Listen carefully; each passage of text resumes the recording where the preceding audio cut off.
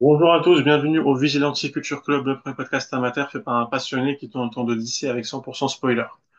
L'objectif de ces playlists est d'écouter cela en mode chill, notamment dans les transports ou en promenade, à la fois pour les débutants et pour les initiés.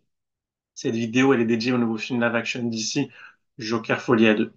En partie 1, je vais vous partager mon avis général. Je mettrai la note de 8 sur 10 au film. Au niveau physique et multivers, le film se passe dans un autre univers où pour le moment nous savons uniquement que le film et les personnages de Joker et Joker Folie à 2 euh, sont présents.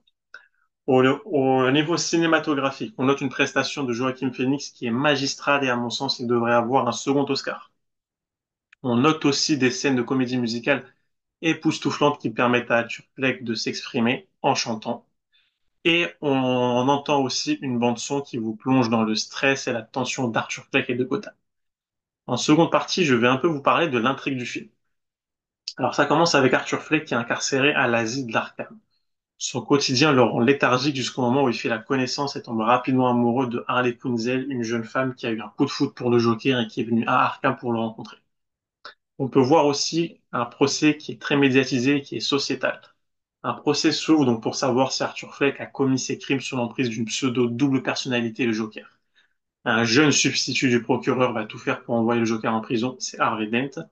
Son avocate, Madame Stewart, quant à elle, va tout faire pour expliquer que Arthur a créé une double personnalité des suites des sévices qu'il a reçus étant jeune.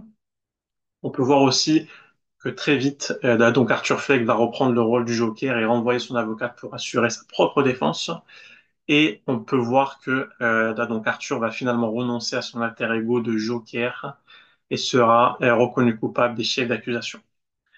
Mais avant que ces chefs d'accusation soient tous validés, un attentat à la voiture piégée se passe au tribunal et Arthur Fleck s'en fout. Plusieurs choix s'offrent à lui, mais Arthur décide de renoncer à son rôle de Joker et souhaite vivre son amour et sa liberté avec Harley Quinn. Cependant, donc Harley Quinn est tombée amoureuse du Joker et non d'Arthur Fleck. Et donc Arthur Fleck se fait rattraper par la police et perd tout. Sa liberté, son alter ego le Joker et son amour à Harley Quinn. Euh, et pour terminer, le Joker n'est pas une personne mais un mouvement. Donc à la fin du film, donc Arthur Fleck se fait tuer par un fan enragé déçu qu'il a abandonné son titre de Joker et devient lui-même Joker à son tour. En troisième partie, nous allons parler des personnages, alors les personnages principaux, donc Arthur Fleck, Harley Quinn, Harvey Dent et le nouveau Joker.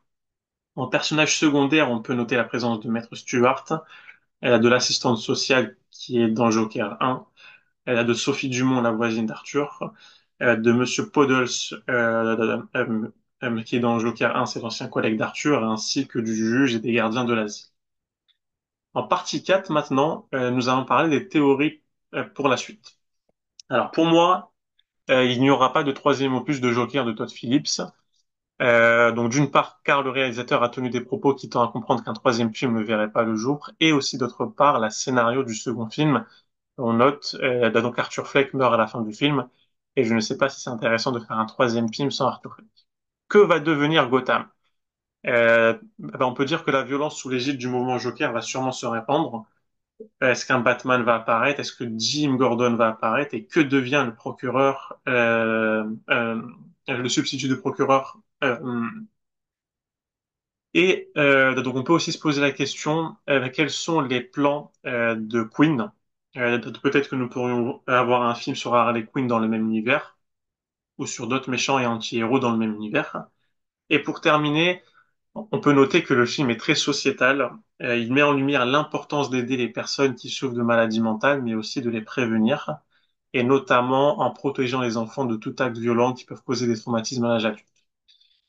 Donc n'hésitez pas à me poser des questions en commentaire. Merci pour les pouces bleus et abonnez-vous pour ne rater aucun numéro du podcast. Merci à vous.